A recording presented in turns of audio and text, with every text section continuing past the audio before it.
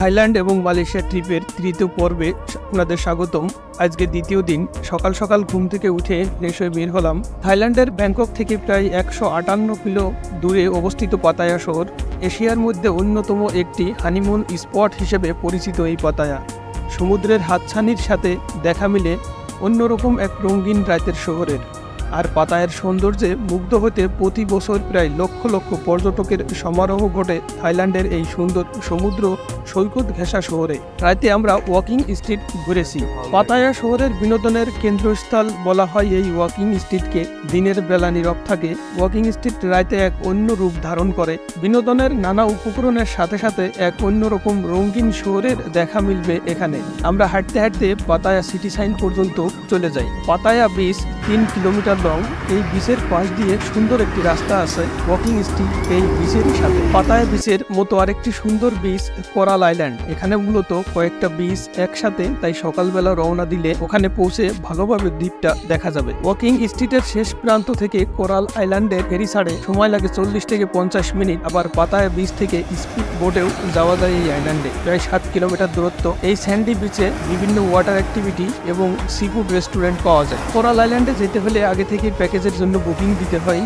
প্যাকেজের মধ্যে পাতায়া থেকে কোরাল আইল্যান্ডে যাওয়া আসা ও খাওয়া দাওয়া যুক্ত থাকে, তাই যেদিন যাবেন তার একদিন আগে বুকিং দিলেই হবে। হাফ ডে এবং ফুল ডে প্যাকেজ আছে। ফুল ডে পার পারসন প্রায় 1000 বাত লাগবে, তবে এখানে দামাদামি করে কমাতে পারবেন। থাইল্যান্ডের স্থানীয়দের খাবার মূলত চাইনিজ ও থাই। এখানে যদি বাঙালি খাবার খেতে চান তাহলে ওয়াকিং স্ট্রিট বা বিচ রোডের পাশেই বেশ কিছু বাঙালি রেস্তোরাঁ আছে, সেখানে যেতে হবে।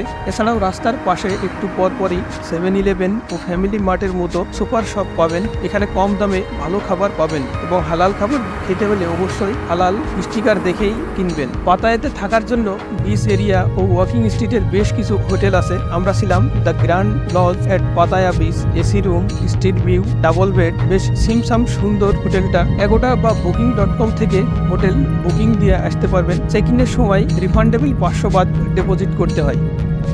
এটা পাতায়া বাস স্টেশন। এখান থেকে ব্যাংকক সিটি, ওয়াহন, সুবর্ণভূমি এয়ারপোর্ট যাওয়া যায়।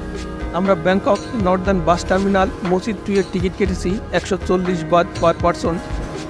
বাংলাদেশ থেকে যাওয়ার সময় থাইল্যান্ডের মুদ্রা বাত সাথে নিয়ে যাওয়া ভালো। এতে বাড়তি সুবিধা হলো বিমানবন্দরে নেমেই নতুন সিম কেনা সহজ হয়, আবার ট্যাক্সি ভাড়া করার ক্ষেত্রে বা বাসের টিকিট কাটতে সুবিধা হয়। থাইল্যান্ডের সব জিনিসেরই দাম অনেক, তাই একটু দামাদামি করে কেনার চেষ্টা করবেন।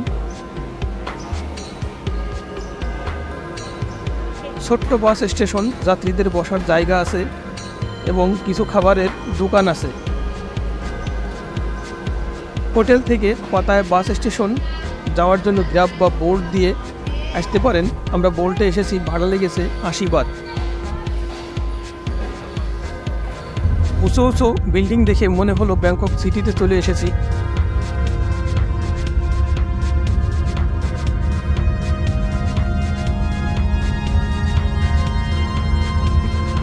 আমাদেরকে ব্যাংকক মসজিদ 2 বাস টার্মিনালে নামিয়ে দিল। বাস টার্মিনাল থেকে বোল্টে 199 বাত দিয়ে আমরা চলে আসলাম ব্যাংকক ন্যাশনাল মিউজিয়ামে।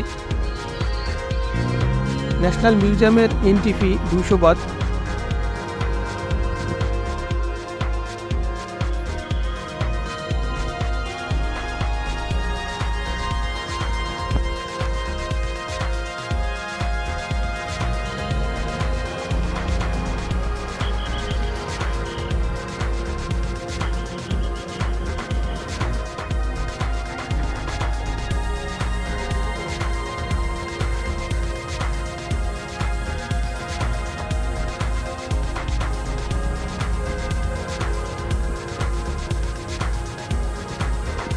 এখানে ঘুরে হাঁটতে হাঁটতে আমরা গ্র্যান্ড প্যালেসে চলে আসলাম। প্রচণ্ড রোদ, হাঁটতে বেশ কষ্ট হয়। গ্র্যান্ড প্যালেসের প্রবেশ ফি 500 বাত। যারা ফেসবুক থেকে দেখছেন তারা পেজটিকে ফলো দিয়ে দিবেন, আর যারা ইউটিউব থেকে দেখছেন তারা চ্যানেলটি সাবস্ক্রাইব করে দেবেন। আর আপনাদের মূল্যবান মতামত কমেন্টে জানাতে ভুলবেন না।